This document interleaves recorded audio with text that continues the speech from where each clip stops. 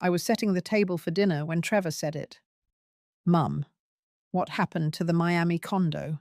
The one worth 2.5 million. I thought I misheard him. My hands froze on the silverware. I turned to look at him. He leaned back in his chair, arms crossed, like he was waiting for a confession. Paige, his wife, sat beside him with her eyes glued to her phone, but her fingers were trembling. The kind of trembling that came from holding in something too big to carry. That was the moment the air in the room shifted. The baked chicken on the counter, the soft jazz playing from the kitchen speaker, the iced tea sweating into the glass. All of it vanished. There was only his voice echoing in my head. 2.5 million, Miami condo. I opened my mouth, closed it. My voice came out low, cracked. Condo. What condo? Paige looked up. She didn't speak, just turned her phone around and slid it across the table toward me. On the screen was a photo of a document, a notarized form, my name at the top. A blurry signature at the bottom that looked vaguely like mine if you tilted your head and squinted. The address on the form? A penthouse unit in Brickell Bay. Trevor watched me like a hawk. You signed off on it last year. Don't you remember? That's what you told me when we talked about taxes. You were trying to offload liabilities. Right.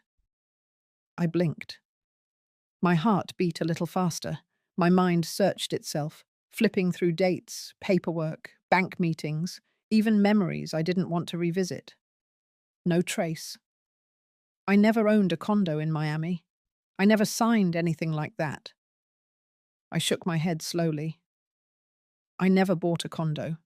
I never signed that. He scoffed.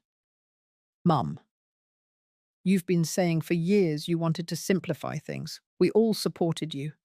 But now you're backpedaling. If this gets messy legally, don't think it won't affect all of us. All of us. Like this was my fault. Paige finally spoke. Her voice was soft, almost pitying. It's okay, Evelyn. Memory slips happen. Even I forget things sometimes. Don't worry. The way she said that. Don't worry. Like I was a child who'd misplaced her lunchbox. Not a woman who'd paid off their mortgage, put food on the table for 3 decades, and worked double shifts through chemo to make sure Trevor didn't have to drop out of college. I straightened up, looked her right in the eyes. I'm not forgetting anything. She blinked, lips parting just slightly. That shook her. Good. Trevor didn't back off. He pulled out another paper, this one in a red folder. This is a verification letter from the mortgage company. You used the condo as leverage to secure a financial vehicle for estate restructuring. You signed here. And here. He pointed. We just need you to finalize this last acknowledgement form. That way everything's clean before next quarter. He handed me a pen. My hand stayed in my lap. I didn't sign that. I didn't buy that property. I didn't restructure anything. His voice dropped. So did the mask. This isn't a joke. We're trying to help you clean up your finances before you lose the ability to handle them on your own. There's no shame in asking for help. But pretending like this didn't happen. That's dangerous.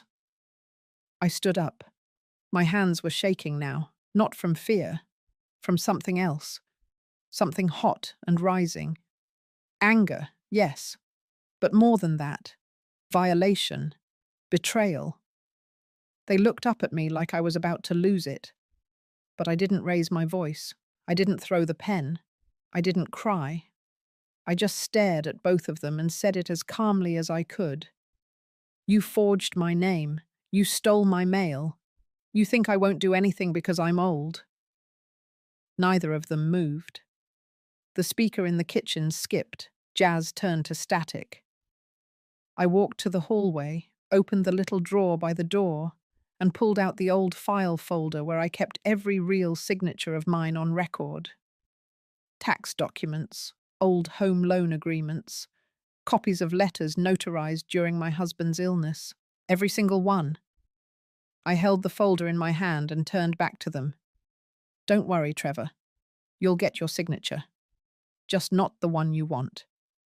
Then I walked to my bedroom, closed the door, and locked it for the first time in years.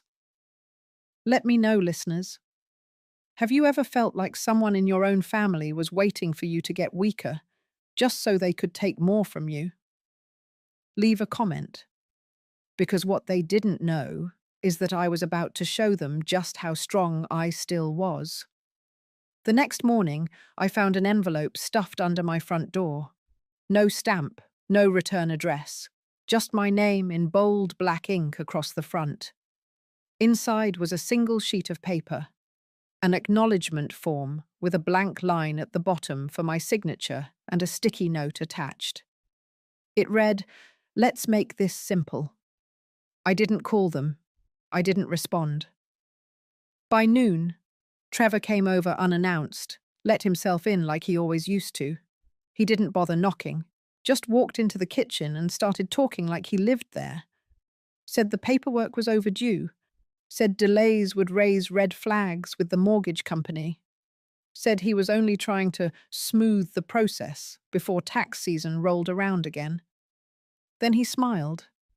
That kind of smile people use when they're done pretending to be nice. He told me he had already spoken to an estate attorney on my behalf. Said he had taken the liberty of sharing my documents to protect me from future confusion. I stared at him. He handed me a red folder. Said it contained all my updated assets, including the Miami condo, with valuation documents and projected appreciation over the next 5 years. On the top page, in bold, current owner, Evelyn Grace Marston. I flipped through it. Every page felt colder than the last. There were highlighted sections marked for review and authorization. I looked up. Trevor didn't blink. I asked when he added my name to this property. He said nothing at first, then muttered that it was handled discreetly as a tax maneuver. I told him I never bought that condo, never visited it, never even saw it in a brochure. He shrugged, said the deed had my name on it now and that trying to reverse anything would cost both of us a lot of time and trouble. Then he told me that resisting this would make me look unstable in front of legal counsel, that it would delay their upcoming refinance and maybe even trigger a formal review of my capacity to manage my own affairs. He closed the folder gently. I knew what that was. A threat wrapped in concern. Before he left, he said one more thing.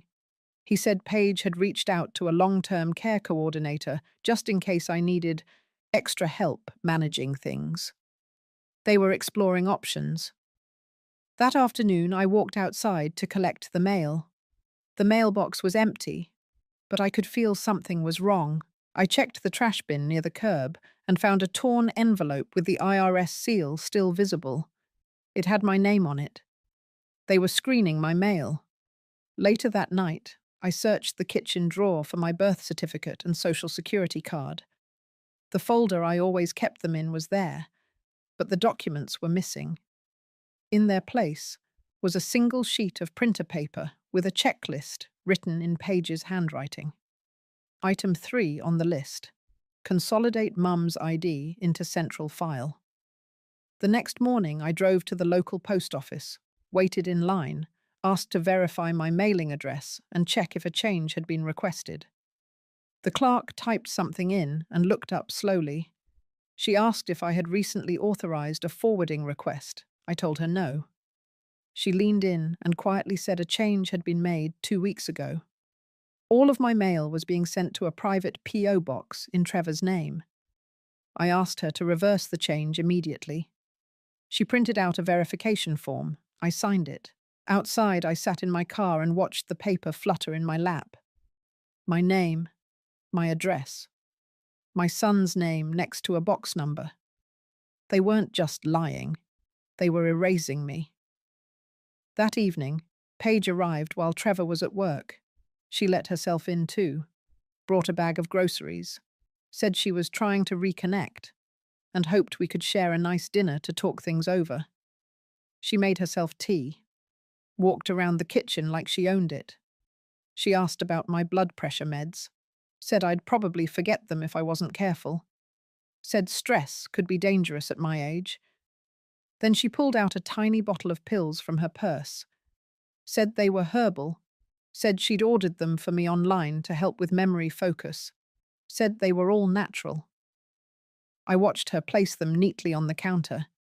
Then she smiled that soft, patronizing smile she always used when she was about to lie. I didn't touch them. I didn't say a word. I let her finish making her tea, let her clean up the kitchen, let her lock the front door behind herself when she left. Then I picked up the bottle. I looked it up. The pills were real, but they weren't harmless. They were flagged for memory alteration side effects in patients over 65. That night, I sat at the edge of my bed and looked at the only photograph I kept on the nightstand, the one of Trevor as a boy, 7 years old, grinning, holding a kite I'd helped him make for the school fair. Then I opened my laptop, and I started a new folder. I named it Evidence. By the end of the week, I had 17 files in it. They wanted to paint me as forgetful. I would make sure the only thing I ever forgot was how much I once loved them. By the end of that week, I stopped pretending things might settle down on their own. On Friday morning, a white SUV pulled into my driveway just before 8. I watched from the living room window. Paige stepped out with a clipboard in one hand and a tall man in a navy windbreaker trailing behind her. He didn't look like a friend. He didn't smile. They didn't knock. They stood on the porch, talking for a few minutes, then slipped a folded brochure between the doorframe and the screen. When they drove off, I opened it. The cover read, Transition Care and Property Support for Seniors. Inside were bullet points. Assistance with document review. Housing transfer support. Medical guardian referrals. All underlined. At the bottom was a sticky note. This time, no cute handwriting. Just 3 words in block capital letters. We are ready. They were escalating. I wasn't scared. Not anymore. I was angry. A cold, focused kind of angry that doesn't shake your hands or cloud your judgment. The kind that builds in silence. The kind that waits for the right time to strike. That night, I searched every drawer, every cabinet, every folder in the house. My original deed to the Tampa home was missing. So was the notarized agreement from when I refinanced 10 years ago. My tax records, untouched for decades, had pages removed. Paige had labeled the drawer last month as too messy. Let me organize for you. They had been preparing this for a long time. I didn't sleep.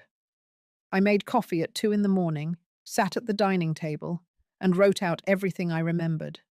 Dates, conversations, phone numbers, names. I wrote it on paper, not on a computer. I didn't want anything digital they could erase. By 6, I had 8 pages of timeline and a full list of documents missing. At 9, I drove to the property office for Hillsborough County and requested a full search on properties under my name. The woman behind the counter printed a list. There were 3. My current home, a condo unit in Miami under Evelyn Grace Marston, registered 6 months ago, and a small duplex in Fort Lauderdale, marked as a rental asset under my name. I had never seen the third one before in my life. I circled the line, asked her when it was registered. She said April. She glanced at me as she handed the paper over. Her face didn't say pity. It said something closer to concern. She leaned forward and lowered her voice. Said there had been a string of issues like this lately. Said I wasn't the first person to come in asking about properties that didn't feel familiar. I thanked her, walked out, and sat in my car with the paper in my lap. That was when the fear started to crawl in, quiet, not loud, not like a scream, more like a quiet click, the sound of a lock sliding into place behind you. I took a breath, held it, and let it out slow. Then I called a locksmith, told him I needed every lock in the house changed that afternoon. He showed up by 4. By 5, I had new keys, a reinforced deadbolt, and a camera doorbell installed. The next morning, I left the porch light off, sat at the kitchen window with the blinds cracked open, watched as Paige walked up the driveway at exactly 10:15, holding a brown grocery bag. Her routine was always perfect. She smiled at the camera, knocked once, then reached into her purse and tried the old key. It didn't work. She stood there for a moment, then knocked again, harder, then tried the key again. I didn't move. I didn't open the door. She finally slid the grocery bag onto the porch bench and walked back to her car. Inside the bag was a plastic container of soup, a bottle of water, and a typed note printed on thick paper. "Please eat something. You've been under stress.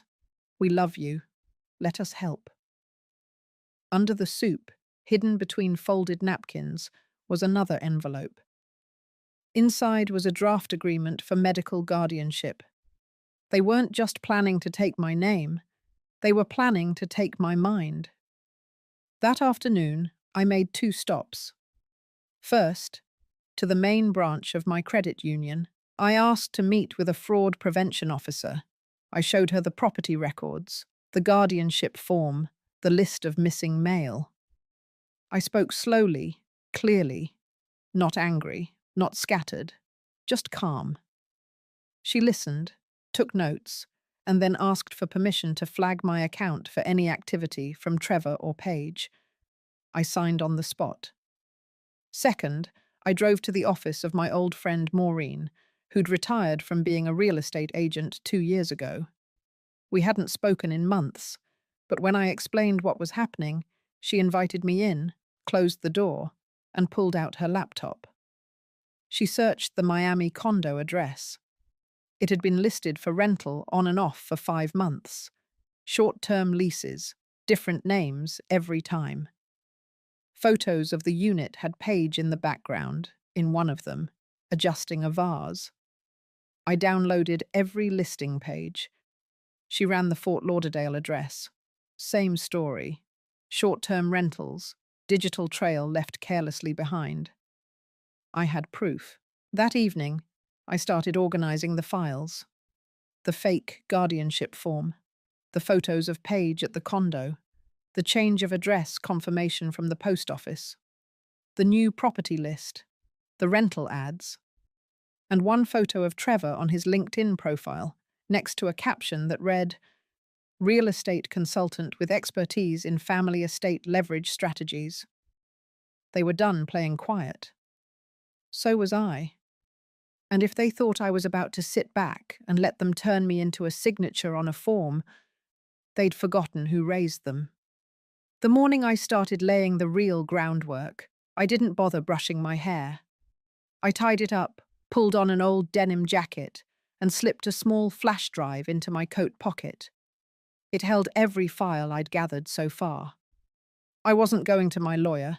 I wasn't going to the police. Not yet. I was going to the building where all of this started, the condo in Miami. I booked a same-day flight, 2 hours in the air, and I was in a cab heading toward Brickell Bay.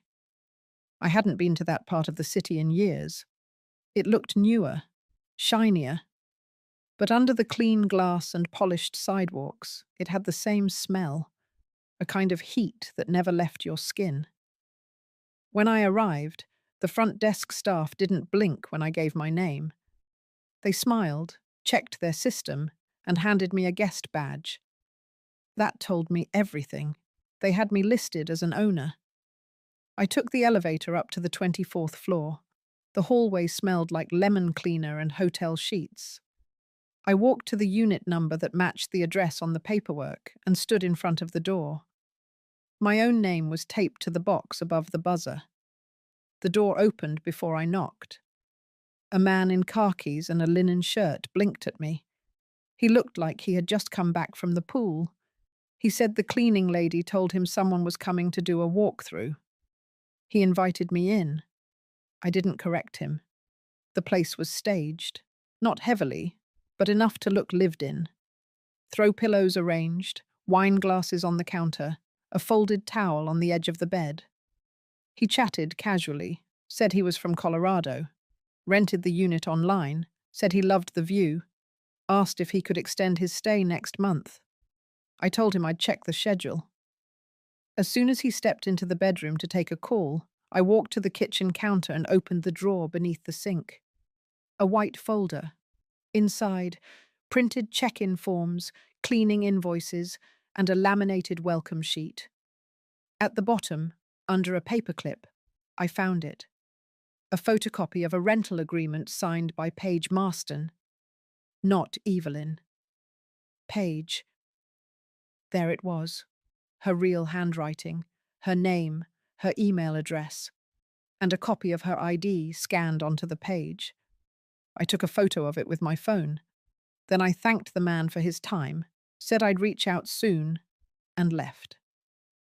Downstairs, I asked the concierge to confirm the registered owner of Unit 2411. She checked her system, read out my name, Evelyn Grace Marston. I asked if there was any recent maintenance request. She said yes, 2 weeks ago, submitted by a Trevor Marston.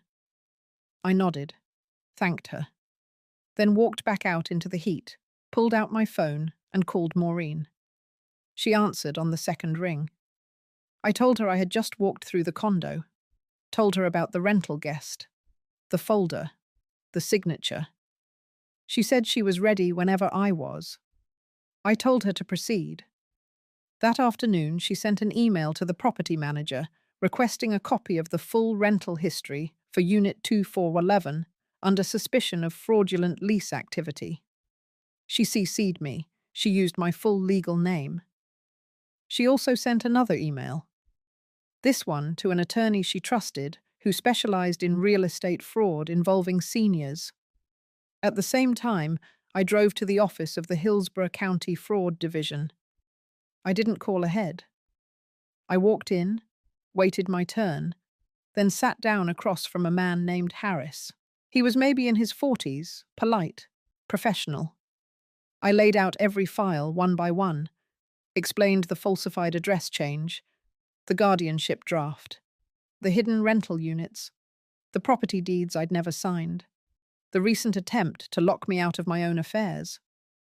He asked clear questions, took notes, told me he'd seen cases like this before, but rarely ones with so much organized evidence from the victim. He said the office could open a preliminary file. They could start by verifying the altered documents and requesting a hold on any changes to property under my name. I signed the release forms. Then I drove back home, locked the new doors behind me, sat in my kitchen. For the first time in weeks, I felt something shift. Not relief, not yet, but the quiet before a storm. They had thought I would fold, that I would retreat, that my age would equal weakness. What they didn't count on was that I had been building my entire life around surviving. They pushed me. Now I was pushing back. The very next day, I began preparing something they couldn't intercept, something public, a trap in plain sight. And the bait was their own lies. The morning after I returned from Miami, I was at my desk by 6. The sun hadn't even broken through yet, but I was wide awake. I had everything spread out in front of me. The printouts from the property office, the photos of Paige's rental contract, the rental listings with her name in the metadata, the change of address confirmation from the post office, the guardianship draft, the new property registrations I never approved. I wasn't just a mother anymore. I wasn't a victim either. I was the case builder, the archivist, the woman putting together her own defense before anyone else could label her incapable. At 7:30, I printed 3 copies of the entire file. One for the county fraud office, one for Maureen's lawyer, and one for myself to carry. I slid the pages into a black zippered binder, punched holes, indexed every tab, labeled it Evelyn G. Marston, Active Estate Documents. I wasn't hiding anymore. Then I made my next move. I contacted a real estate agent who wasn't a friend, someone with no connection to Trevor or Paige. Her name was Celia, mid-40s, direct, didn't flinch when I explained what I was dealing with. I asked her to list the Miami condo. She blinked once, then asked for documentation. I showed her the notarized deed Trevor had used, and then my files proving how it was never authorized. I explained that I had a pending investigation open and that I wanted the listing to trigger one thing: exposure. She told me she'd have a photographer there within 48 hours. While she was setting that up, I requested something more discreet, a simple open house flyer. I wanted it shared in certain circles. Professional investors, local brokers, people who would come with phones in hand and questions ready, not to buy, to witness. By that weekend, the listing was live. 3 photos, 1 line of copy, luxury bay view unit now available by direct owner. Inquiries welcome at showing. The first messages rolled in within hours. Celia fielded them, passed along RSVPs, and I waited. I kept the blinds low, answered no calls from Trevor, ignored a voicemail from Paige that said she was worried and asked if I had been feeling confused lately. On Sunday morning, I picked out a blue dress. Not fancy, but sharp, something I hadn't worn since my retirement party. I brushed my hair back, applied a soft lip color, and packed the binder into a leather tote. I arrived at the Miami condo an hour early.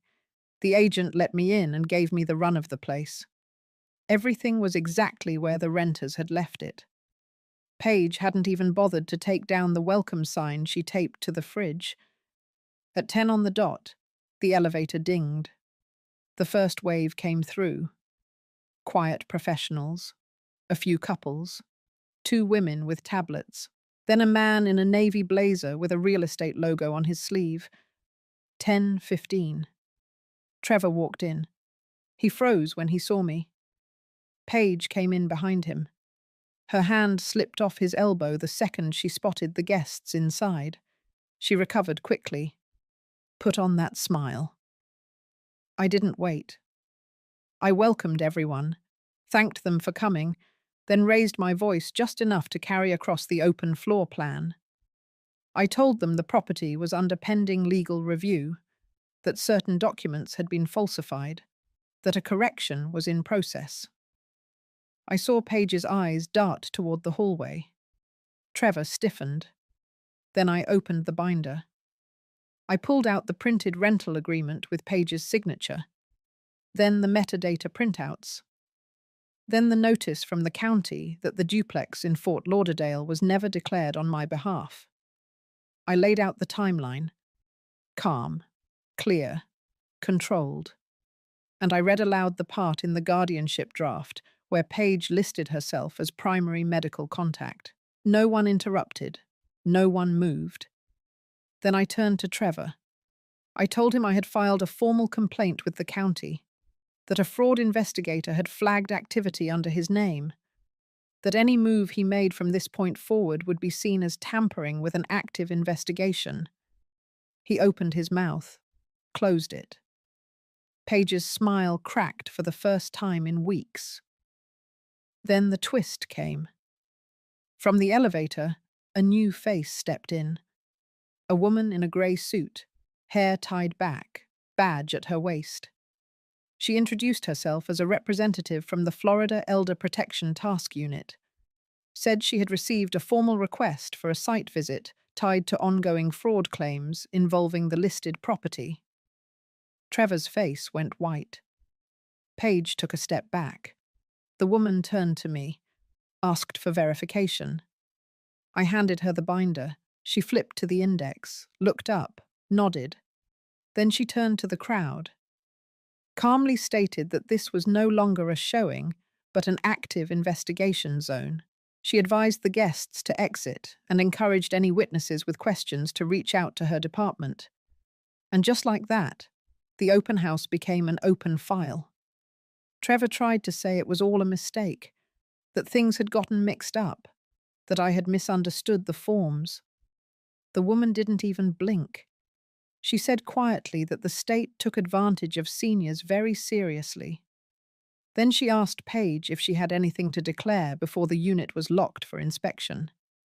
Paige turned toward the kitchen, said nothing. The officer handed me a new document to sign.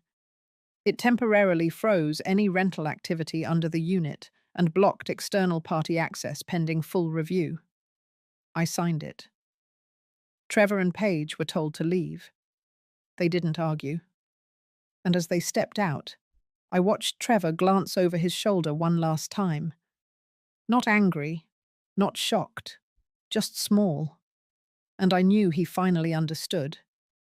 The woman he thought was slipping was building a wall around him the entire time, and now it was closing in.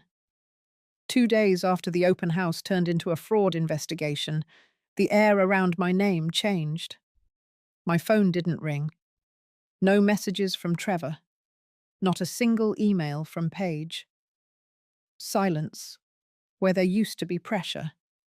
That wasn't peace. That was calculation. They were regrouping, which meant it was time for me to move again. I contacted Maureen's attorney, the one handling real estate elder fraud.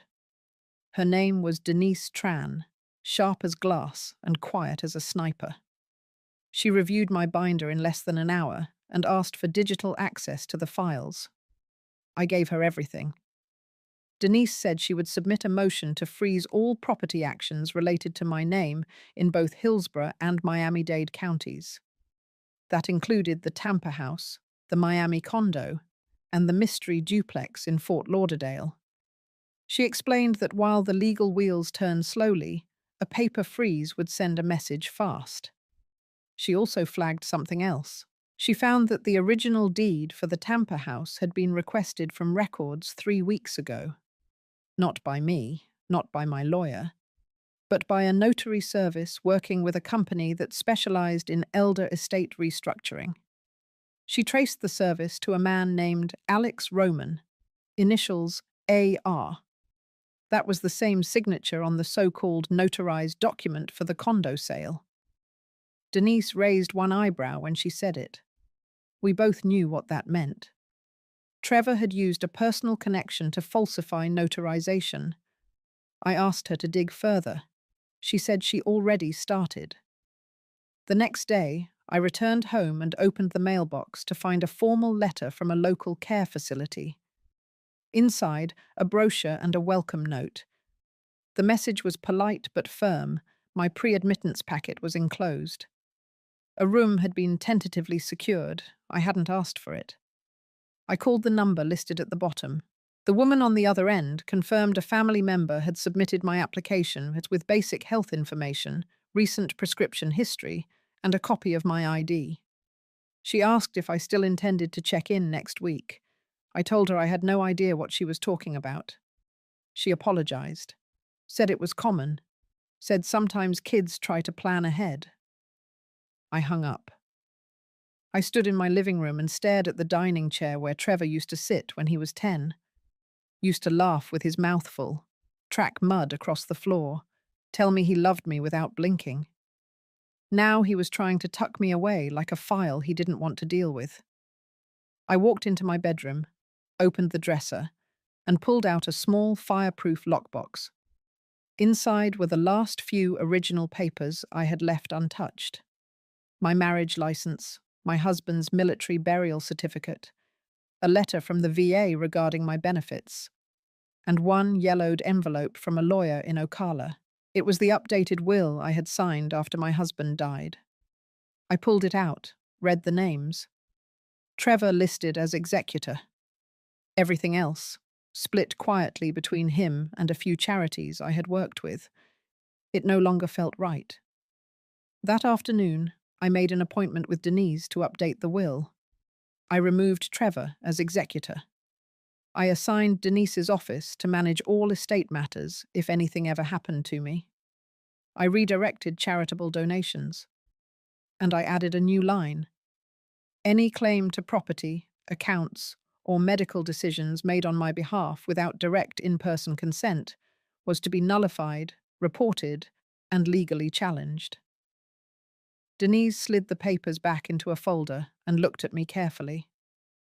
I told her I didn't want to be safe anymore. I wanted to be untouchable.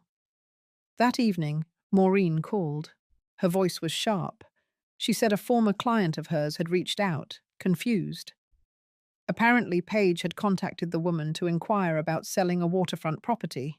When asked whose name the title was under, Paige said it was a family transfer and the paperwork was being finalized. It was the Tampa house. They were trying to sell my home. Without a word to me. Without even waiting for the dust to settle in Miami. I hung up the call and didn't pause. I drove straight to the county office. I stood in line.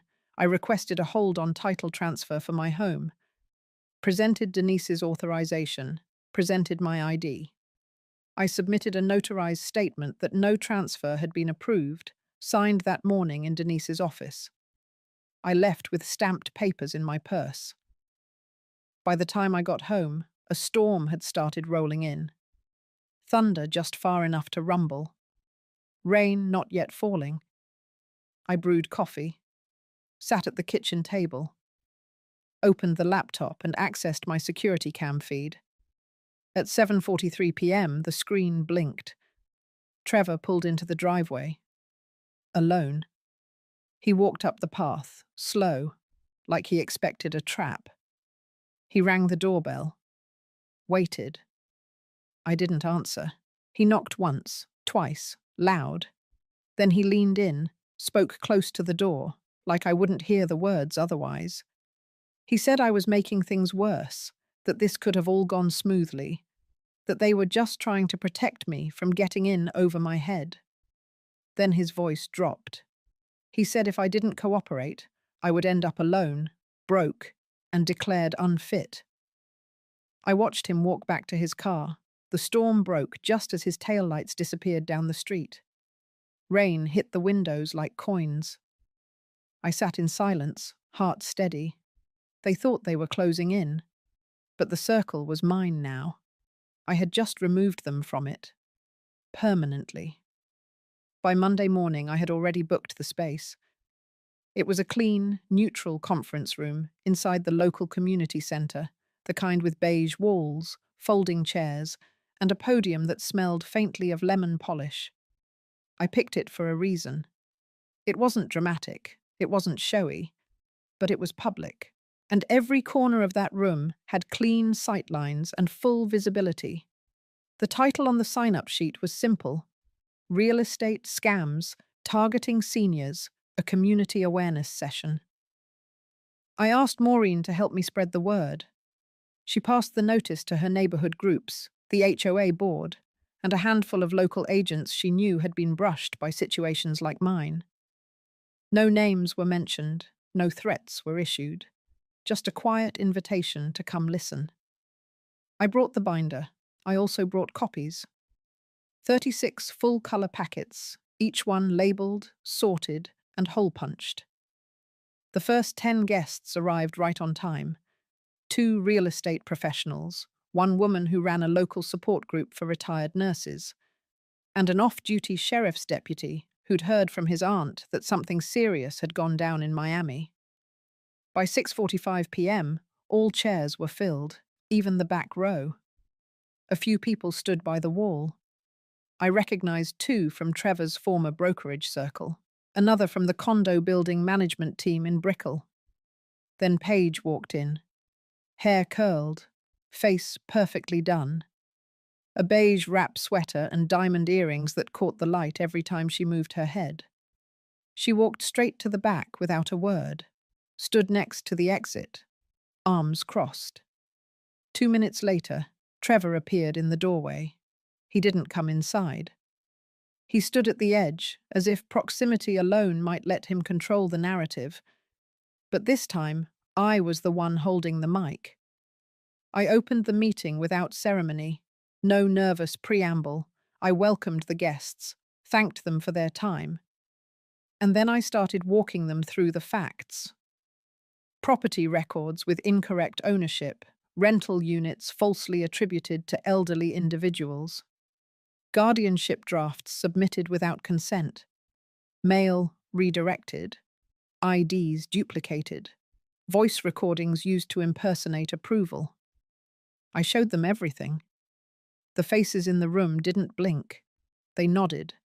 They took notes. Some closed their eyes and exhaled, like they'd just recognized their own family inside the outline I was painting. I moved methodically. Every document had a timestamp, every folder a label, every claim followed by proof. When I got to the part about the Miami condo rental agreement, Paige's signature, her ID photocopied, the platform logins under her name, I watched Paige shift her weight. Her mouth tightened, but she didn't leave. Trevor didn't move either. I finished the presentation with a full-page projection on the wall. A simple quote: "Power of attorney is not a power of control." The room clapped, soft at first, then louder. Not for me, but for the truth, for someone finally naming it in public. I closed the binder. That should have been the end, but it wasn't. From the back of the room, a man in a grey suit raised his hand halfway, then lowered it. He didn't wait to be called on. He stepped forward and introduced himself as Daniel Lynn, legal counsel for the Elder Affairs Advisory Committee. He said what I just presented wasn't just personal, it was systemic. Then he asked if I would be willing to speak with his department directly. I told him yes. As the room began to clear, Paige stepped toward me. Her voice was low, almost calm. She said I had embarrassed them, that things would never be the same after this, that Trevor was considering legal action. I told her the law was already involved, that if Trevor wanted a courtroom, he could have it, but he'd be the one sitting on the wrong side of the table. Her mouth twitched, just once. Then she turned and walked out. Trevor followed. No words, no expression. After they left, I sat back down. The last person to leave was Maureen. She hugged me tight, said I hadn't just protected myself. I'd cracked something open that people had been whispering about for too long. I nodded. The drama they started in silence had now been spoken aloud, in front of a room full of witnesses, recorded, shared, filed. And I wasn't done. The next morning, Denise filed for a temporary injunction against any transfer, sale, or legal claim tied to my estate. The freeze was now statewide. Trevor was named in the order. So was Paige. 2 hours later, we received confirmation that an audit had been opened on the real estate activity linked to both of them, including the name of the notary, Alex Roman. A separate agent from the state licensing board reached out, quiet, but firm. Said Roman's notary status was under emergency review. By noon, the dominoes had started to fall. What began as whispers in my own kitchen was now echoing in offices they used to walk through like they owned them. And from here on out, every door they knocked on would remember mine had been the first they tried to lock from the outside. They underestimated the woman behind it. Now they would learn. By Thursday morning, the tone of everything changed, not just in paperwork or procedure, but in the faces of people who used to look through me like I was furniture. The woman at the bank branch who once waved me off when I asked about an unauthorized withdrawal now stood to greet me. She called in her manager without being asked. The manager offered me coffee before I sat down. Denise had filed everything needed for the formal injunction, but this visit was for something else. Something I wanted documented in person. I signed the form requesting a full review of all joint accounts ever opened under my name.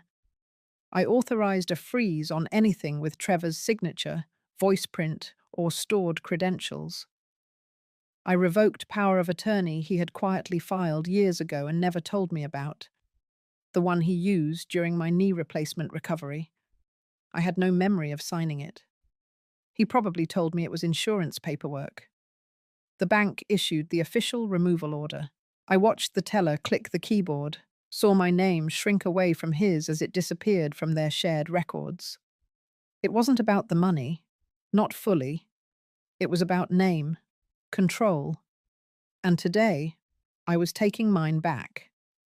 By mid-afternoon, I had a certified letter ready for delivery, addressed to Trevor, copy to Paige. It outlined the formal revocation of all access to assets, property, mail, records, and medical authority. It included the case file number tied to the elder fraud investigation, and it carried a single line in bold. All future contact must proceed through legal counsel. There would be no more visits, no more dropped-off soup, no more soft-spoken manipulations wrapped in grocery bags. Around 5, the phone rang. I let it go to voicemail. Trevor's voice cracked on the recording. He said he didn't know how things got to this point. He said he never meant for me to feel betrayed. He said this could still be fixed if we just talked like a family. He used every word except the ones that mattered. He never said sorry. He never said guilty. He never said he was the one who started this. I deleted the message. The next morning, I received an email from the Department of Business and Professional Regulation. Subject line, follow-up regarding Mr. Alex Roman. They thanked me for my cooperation, informed me that Roman's notary license had been suspended, pending full investigation. That evidence tied to improperly verified documents, including those impacting me directly, had triggered a multi-county review. Attached was a PDF. One of the pages included a scan of the document with my forged signature. Below it was Roman's rubber-stamped seal. Underneath, a note from the compliance officer read, "Signature verified using digital image only. No in-person identification confirmed." It was clear now. There was no accidental paperwork, no miscommunication. They hadn't just taken advantage of trust. They had built a system around avoiding it entirely. That afternoon, I met with a local reporter. Her name was Danielle. Late 30s, straightforward, sharp voice. She covered elder exploitation and financial fraud. We didn't speak on the record, not yet. I gave her the outline, told her I was preparing to speak publicly if necessary, told her she could confirm my identity with the County Fraud Division. She took notes, asked the right questions, promised to follow up. Before I left, she gave me her card. On the back, handwritten in pen, she'd written one word: brave. I didn't feel brave. I felt clear. Back home, I opened the windows. The air was warm, still. I poured a glass of water and sat at the kitchen table. The house was silent. For once, that wasn't a bad thing. I spent the rest of the evening preparing for the next step. It was time to address the HOA at the condo building, not with drama, with facts, with documents, with law. I made an appointment with the building manager for a formal hearing. I requested time to present misuse of unit access, unauthorized guests, and fraud conducted under their roof. They approved it, offered me 15 minutes on the agenda. I showed up with a stack of printed documentation and a calm voice. I didn't mention Trevor and Paige by name until the end, until I was sure every board member had seen the images, the forged lease, the manipulated invoices, the security footage showing Paige opening the door for short-term guests, the timestamps, the listing history. Then I spoke plainly. I said the unit was not a hotel, that they had policies against subletting without disclosure, that their inaction made them partially responsible. Silence followed. Then a woman on the board asked if I planned to pursue charges. I said the state already had. When I walked out of that room, the building issued a letter to all residents within 72 hours. It reminded them that subletting without approval would result in fines, suspension of access privileges, and potential legal follow-up. It didn't name anyone, but the message was clear. The hallway cameras caught Trevor packing up personal items from the condo the next day. Paige didn't appear. I watched the footage on a private feed sent by the building manager. He didn't smile. He didn't slam doors. He just moved like a man who finally understood he wasn't invisible anymore. By the end of the week, my phone rang again. This time it was the lawyer Trevor had retained. He was polite, professional, requested a meeting. Denise took the call, scheduled the meeting for Monday. I would attend. But not to settle. I would attend to witness him say the words he had avoided since the beginning. Not in a voicemail, not in a whisper. In writing, in front of counsel. I would sit across from the man who tried to erase me, and I would do what he never expected. I would stay silent. Because by then, everything that needed to be said would already be written in documents, signed by attorneys, and stamped by the very system he tried to manipulate. The same system that now had him under review, under pressure, under oath. And the silence between us would be louder than anything he had ever said. The meeting was scheduled for 10 sharp on Monday morning. Denise and I arrived 10 minutes early. The law office was quiet, clean, one of those mid-rise buildings that looked generic from the outside, but reeked of polished money on the inside. The receptionist offered us water. Denise declined. I didn't speak. At 9:58, the opposing counsel entered. A man in his 50s, tailored suit, leather briefcase, pleasant voice that tried to soften the edges. Behind him, Trevor followed. He looked older than he had 2 weeks ago. His jaw was tight, shoulders stiff, the way someone moves when they've spent too many nights drafting apologies that still don't sound right. I didn't stand. I didn't smile. He didn't look me in the eye. We were directed to a private conference room. Long table, 4 chairs, no coffee, no distractions. The lawyer began with formality, stated their intention. They were here to discuss resolution, not conflict. Said the situation had clearly escalated and that both parties might benefit from putting the matter behind them. Denise let him talk. She didn't interrupt. When he finished, she opened her folder, pulled out a printed copy of the fraud report, the rental documents, the notary complaint, and the injunction order. She laid them out, one by one, forming a line between us and them. She spoke in a steady tone. She reminded him that my assets had been tampered with, my signature falsified, my accounts infiltrated, and my independence compromised. She outlined the legal exposure both Trevor and Paige were facing, not hypotheticals, but charges already under preliminary review. Then she made it clear. This was not a negotiation. This was a formal reading of boundaries. Trevor's lawyer adjusted his tie, reached for his briefcase, pulled out a pre-drafted letter and slid it across the table. It was a written apology, not notarized, not framed, just plain white paper. The words were neat, rehearsed, an acknowledgement of overreach, of poor judgment, of misinterpretation of consent. Nowhere did the letter admit guilt. It danced carefully around the truth, placing blame on misunderstanding and miscommunication. I didn't touch it. Denise slid it back across the table. She said it lacked the most important thing: accountability. She leaned in slightly and said we would not accept a statement that erased intent. She said this wasn't about salvaging relationships. It was about documenting the truth. And then she gave him a choice. Either they submit a new statement, one that admits knowledge of false documents, or we proceed with the formal complaint. The one naming both him and Paige, with every attached exhibit. Silence filled the room, the kind that holds breath hostage. Then Trevor spoke. Not to his lawyer, not to Denise, to me. He said he didn't know when he started looking at me like a problem instead of a person.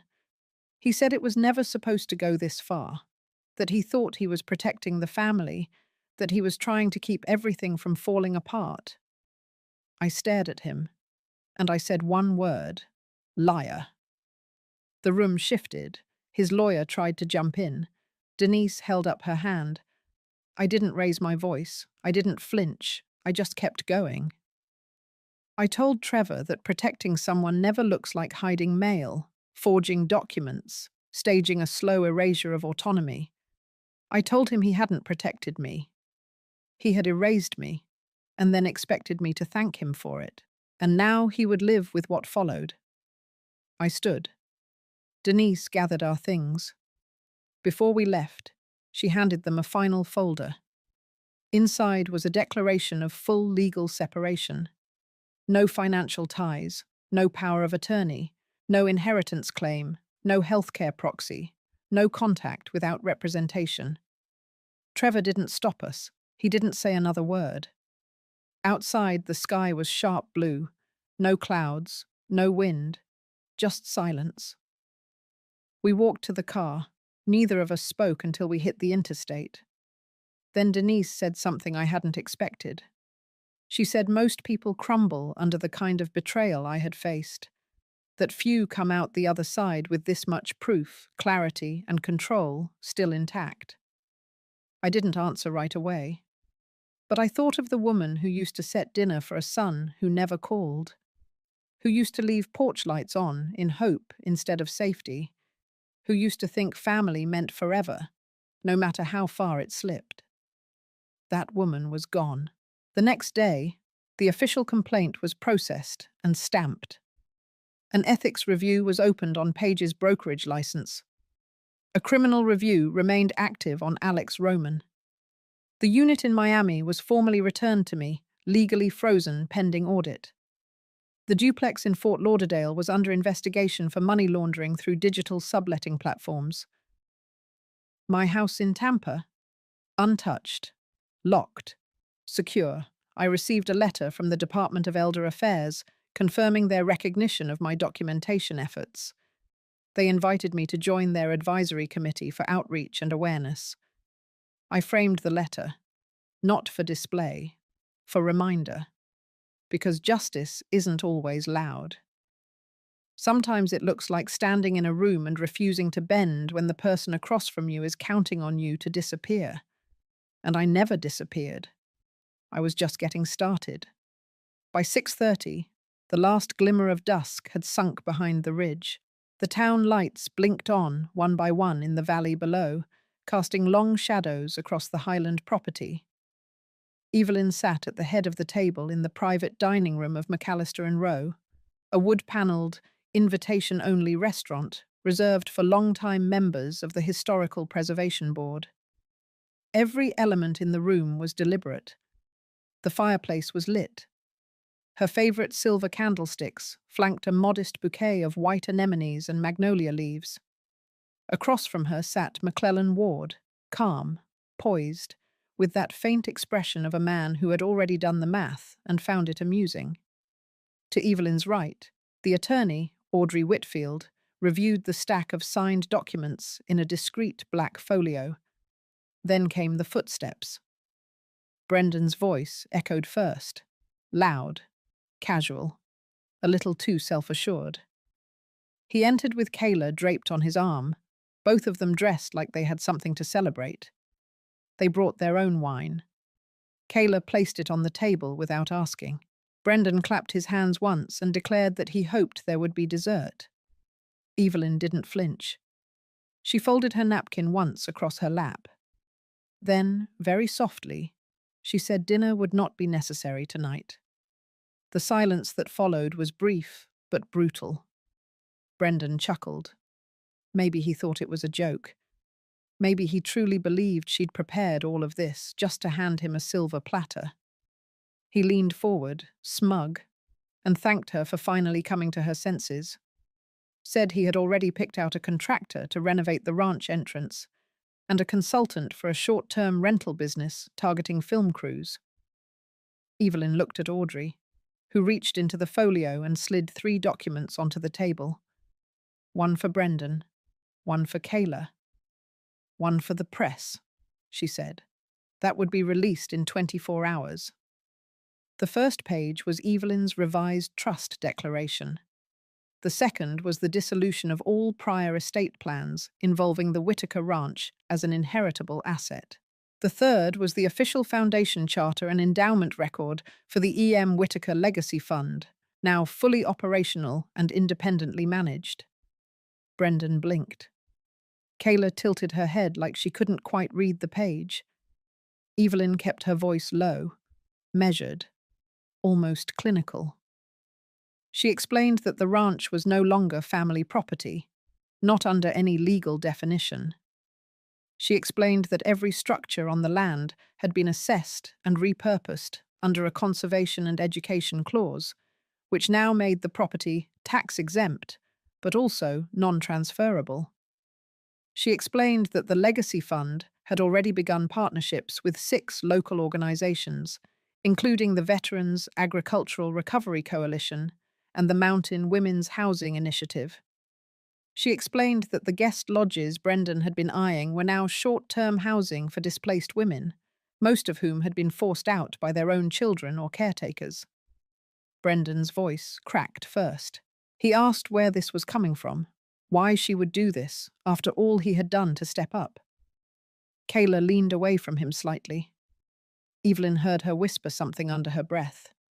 It sounded like selfish. Evelyn turned to McClellan, who had said almost nothing all evening. He spoke with the kind of patient authority that didn't need to shout. He explained to Brendan that the land was now held in a protected structure that no court in the state would touch, that the ranch could never be sold, that no private party could profit, and that Evelyn had retained a life lease to the main house and surrounding pasture until her death. Brendan leaned back in his chair like he had been slapped. Kayla stood up. She muttered something about this being manipulative, about this being emotional blackmail. She said no one in their right mind would give away something that big without being pressured. That's when Evelyn took out the envelope. She slid it across the table to Brendan. He opened it. His eyes scanned the pages. His mouth stayed open, but no words came. Inside was a printed transcript, edited for clarity, dated and time-stamped. A full copy had already been sent to Evelyn's counsel and notarized as part of her declaration package. It was the recording from the office, the one from that rainy Thursday. His voice calling her a placeholder. Her son's voice saying she was only useful if she stayed quiet. Her son's voice laughing at the notion of gratitude. Audrey tapped the table gently, explained that the content had not been released publicly yet, that this wasn't about revenge, that it was about clarity. Kayla didn't say another word. She grabbed her purse and stormed out. Brendan sat perfectly still. The candlelight flickered across his face. His knuckles were white. Evelyn finally stood. She didn't yell. She didn't even raise her voice. She said he could visit the ranch if he wished, but only during visitor hours. She said she hoped he would come, not as a son hoping for a title, but as a man willing to understand why legacy meant more than ownership. McClellan offered to drive her home. Brendan didn't move. He just stared at the table. Outside, the cold had deepened. The stars stretched in every direction, unbroken by noise. Evelyn looked out the window as they pulled away from the restaurant. The silhouette of the mountain range stood tall in the distance. Her late husband once told her that land is only as sacred as the way it's treated. Tonight, she had finally understood what that meant. By the time I pulled into the Crestwood Hall parking lot, the sky had turned that familiar kind of grey that made the building's polished windows feel colder than they were. Inside, I could already see people gathering through the glass, The banner above the door read, Marston Family Foundation Community Banquet, in thick gold lettering. It should have said Evelyn's farewell, or better yet, her finale. I stepped out of the car, straightened my navy blazer, and looked at the flash drive in my hand one last time. I had labelled it in my handwriting. Quietly, clearly, truth. Inside, the hall buzzed with soft jazz, clinking glasses, and the artificial warmth of obligatory small talk. Tables were dressed in white linen, name cards precisely arranged. Everyone I had ever helped over the years was there. Women from the Domestic Resilience Program, volunteers from the Pantry Initiative, the librarian who had written me that thank you letter last fall, even the mayor, who owed me more favours than he liked to admit. At the front of the room, Brendan was in his usual posture, charming, upright, overly rehearsed. Kayla stood beside him in a burgundy dress that fit the part she had assigned herself. Co-director, heir apparent. She gave a practiced smile to a group of donors and tilted her head like she had done this 100 times. Maybe in her mind, she had. I walked past them without a word and made my way to the far end of the room, where a podium and projector had been set up. A volunteer from the youth program greeted me and gestured toward the reserved row of seats marked for the board. I gave her a polite nod. She had no idea what kind of night this would become. When it was Brendan's turn to speak, he stood tall, brimming with confidence, and began thanking the crowd for their ongoing support. He made sure to mention his efforts, his vision, and how proud he was to be continuing the legacy of the woman who had made all this possible. Me. My name was said with the same hollow sincerity someone might use to thank a stranger for holding the door. I listened, face still, hands folded, letting the weight of each lie stack like bricks. He talked of expansion, new hires, a bold new vision, a future in which he and Kayla would lead the foundation forward with, in his words, renewed energy. Then came the moment he had so obviously rehearsed. He paused and turned toward me, inviting me to the stage for a surprise announcement. The crowd applauded, confused but curious. I stood slowly, walked toward the podium, and for a brief moment let the silence speak louder than Brendan's performance. I took the microphone. No shaking hands. No script. Just years of restraint finally sharpening into purpose. I thanked everyone for being there. I spoke of legacy, community, and the power of women reclaiming their stories. And then I turned toward the screen. One click. The projector flared to life. What followed wasn't a sentimental slideshow. It was the first of several scanned legal documents showing Brendan's attempt to reassign foundation assets to a private LLC under his control. The second showed forged letters with my forged signature. The third, bank records, dates, transfers, signatures. Gasps filled the room like a gust of wind. I didn't have to raise my voice. I only had to show the truth. Brendan's smile collapsed in real time. Kayla froze, gripping her wineglass so tightly I could see her knuckles turn white. I could feel their world beginning to tilt, and I stood steady, exactly where I was meant to be. I turned back to the crowd and spoke plainly, that I had known for months, that I had watched in silence while they orchestrated my quiet removal, that this foundation, this life's work, was no longer mine in name, but it would never belong to those who sought to twist it for greed. Then I introduced the new board of trustees, women I had mentored, trained, trusted, survivors, fighters, builders. None of them bore my last name. I announced the new legal status of the foundation, a private community trust, irrevocable, protected by a new legal charter I had signed with Attorney Larson last month. It could not be sold. It could not be inherited. And it could never again be claimed by family lines, only by the hands who worked for it. The applause came slowly, then all at once. A different kind of clapping, one that came from knowing, from recognition, from witnessing something irreversible. Brendan tried to speak. His voice trembled as he addressed the board, asking for clarification, trying to salvage some semblance of control. But there was no saving the moment. Kayla whispered to him, eyes darting. I didn't listen.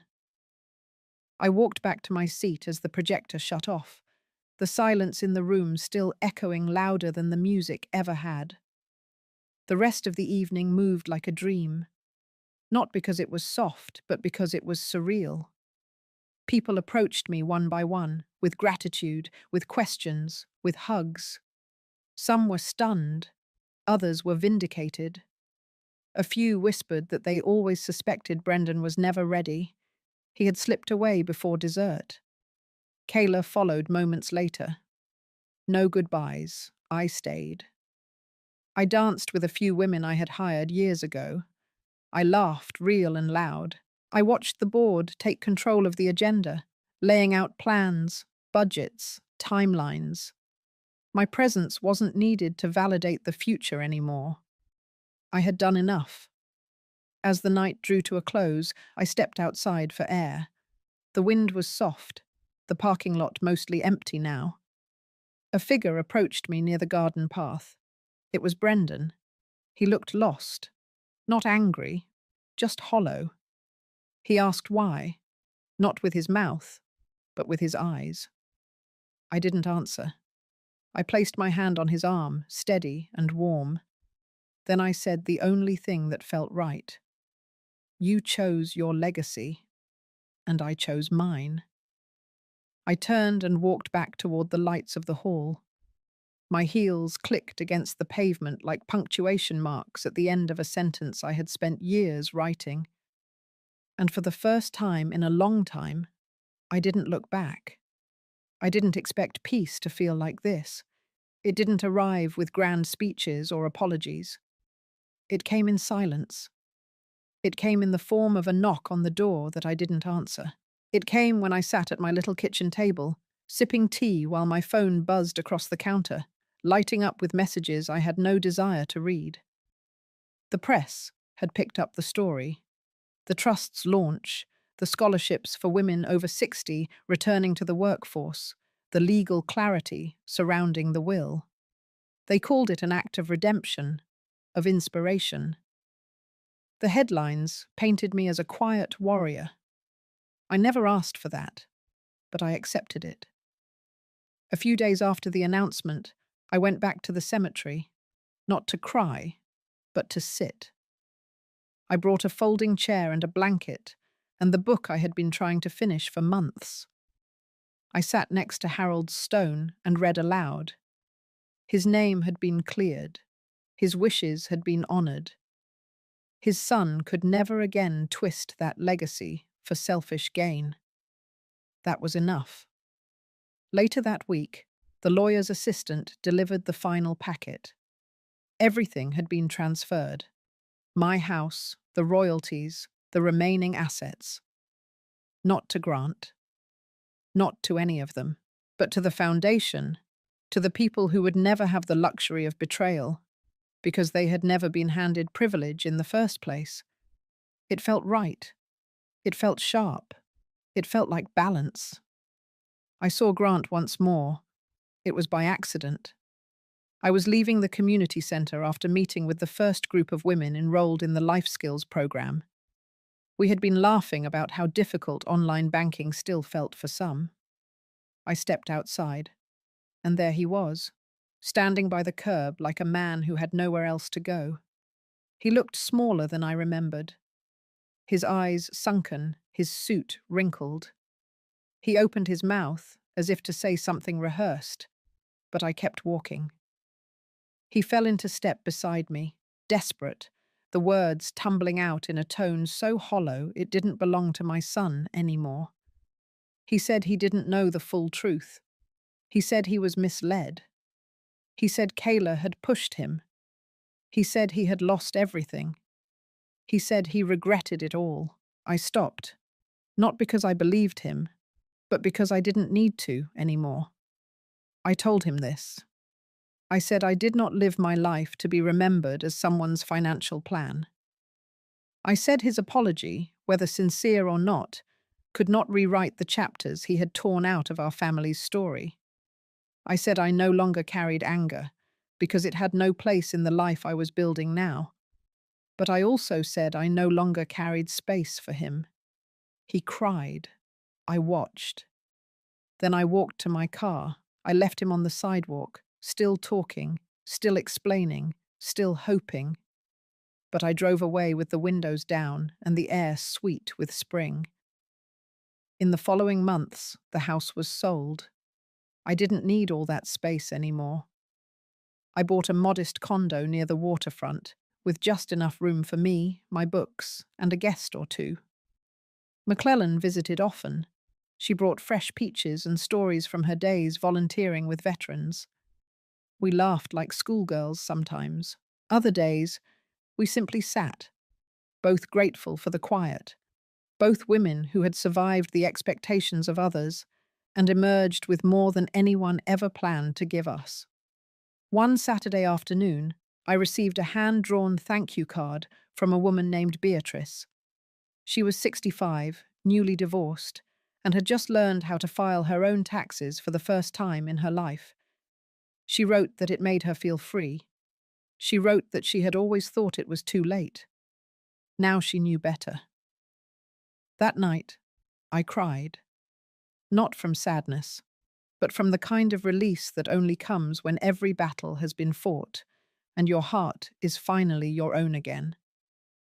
The past hadn't vanished. It was still there, like old scars. But it no longer dictated my worth. And for the first time in a very long time, I felt proud. Not of what I had lost, not even of what I had won, but of who I had chosen to become. And sometimes, that's the most powerful justice of all. If this story found a place in your heart, take a moment for yourself today.